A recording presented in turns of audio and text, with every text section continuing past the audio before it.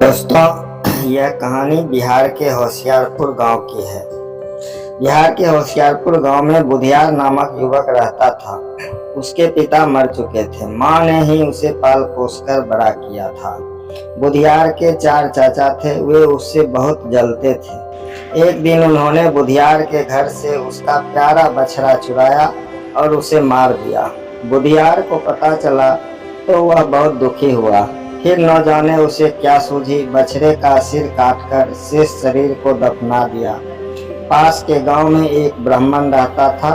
बछड़े का कटा सिर उसके आंगन में छिपाकर बुधियार ने ब्राह्मण से कहा, आपके घर से तो गौमांस की बदबू आ रही है। ब्राह्मण गरज कर बोला, असंभव, यदि ऐसा है तो मुझे गाय का मांस ढूंढ कर दिखा। बुधियार ने बछड़े का सिर उसके आगे लाकर रखा। ब्राह्मण के तो हाथों के तोते उड़ गए। उसने बुधियार को बहुत सा धन दिया ताकि वह गांव वालों को उस बात के बारे में न बताए।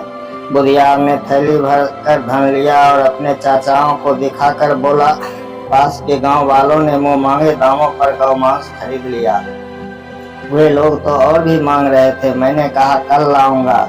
चाचा बहुत खुश हुए। उन सब ने भी अपने अपने गाय बछड़े मारे और उनका मांस पड़ोस वाले गांव में ले गए। बस गांव वालों ने उन्हें गाय का मांस लिए देखा तो जमकर पिटाई की। बौखलाए हुए चाचाओं ने बुधियार की झोपड़ी में आग लगा दी। बुधियार और उसकी मां बेघर हो गए। बेचारी मां की आंसू देखकर बुधियार तिलमिला उठा।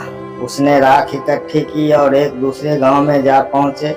ले लो आंख का सुरमा, ले लो, इसे लगाकर गाढ़ा धन मिल जाता है। जिसका ब्याह ना होता हो जल्दी ब्याह हो जाता है।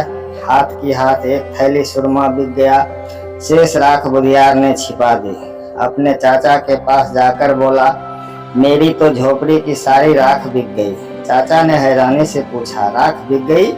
हाँ, इसमें क्या शक है, कहकर उसने पैसे दिखाए। फिर बुधियार ने उन्हें उस्काया कि वे भी अपनी झोपड़ी जलाकर उस गांव में राख बेच आए। बड़ी झोपड़ी की तो राख भी ज्यादा होगी। उसके सारे चाचा बातों में आ गए। चारों ने अपने अपने घर फूंक दिए और राख ले जाने की तैयारी करने लगे। बुधियार ने कहा, गांव वालों से कह देना कि हमें सुरमे वाले ने भेजा है। जो ही चारों गांव में पहुंचे और सुरमे वाले का नाम लिया तो सारा गांव उनके पास पहुंच गया। देखते ही देखते बांस की लाठियां उन पर पड़ने लगी। बेचारे पीटते पीटते घर लौटे। चारों ने गुस्से के मारे बुधियार को मारने की योजना बना ली। उन्होंने बुधियार को नदी किनारे रस्सी से बांधा और खुद भात खाने घर चले गए। उनके जाते ही वहां से एक सौदागर गुजरा। उसने बुधियार से पूछा, क्यों भाई, तुम्हें यहाँ क्यों बंधा हुआ है? बुधियार ने बात बताई। जी, मेरे चाचा मेरी शादी एक खूबसूरत लड़की से करना चाहते हैं। मेरे मना करने पर मुझे बांध दिया। सौदागर बोला, मैं शादी कर लेता हूँ उस लड़की से, क्या ऐसा हो सकता है? बुधियार ने झट से उसे बांधा और उसका घोड़ा लेकर रफू चक्कर हो गया। चारों चाचा खा पी कर लेट गए।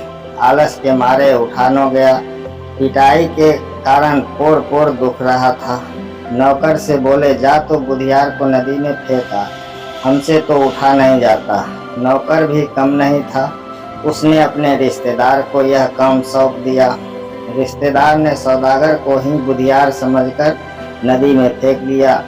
बेचारा सौदागर चिल्लाता ही रह गया। नौकर ने चाचा को सूचना दी। जी, काम हो गया। चारों मिलकर बुधियार की मौत की खुशी मनाने लगे। बुधियार ने पेड़ के पीछे छिपकर सब देखा और घोड़ा लेकर चाचाओं के पास जा पहुंचा। सबको प्रणाम कर बोला, नौकर ने गहरा धक्का नहीं दिया, इसलिए केवल घोड़ा मिला। यदि गहरा डूबता तो शायद बैल, गाय व हाथी भी लाता। चारों चाचा फिर उसकी बातों में आ गए। बुधियार से पूछताछ कर पूछा, क्या सचमुच नदी में पशु मिल रहे हैं? हाँ हाँ, आप लोग भी ले आओ। बुधियार ने कहा। चारों चाचा आलस छोड़कर नदी की तरफ लपके। नौकर को भी साथ ले लिया। तट पर पहुंचकर नौकर को आदेश दिया, हम चारों को जोर से पानी में धकेल दो। नौकर ने आज्ञा का पालन किया। बुधियार को सदा के लिए ईर्ष्यालु और दुष्ट चाचाओं से मुक्ति मिल गई। दोस्तों, अगर यह वीडियो आपको अच्छा लगा, कहानी के माध्यम से अच्छा लगा, तो लाइक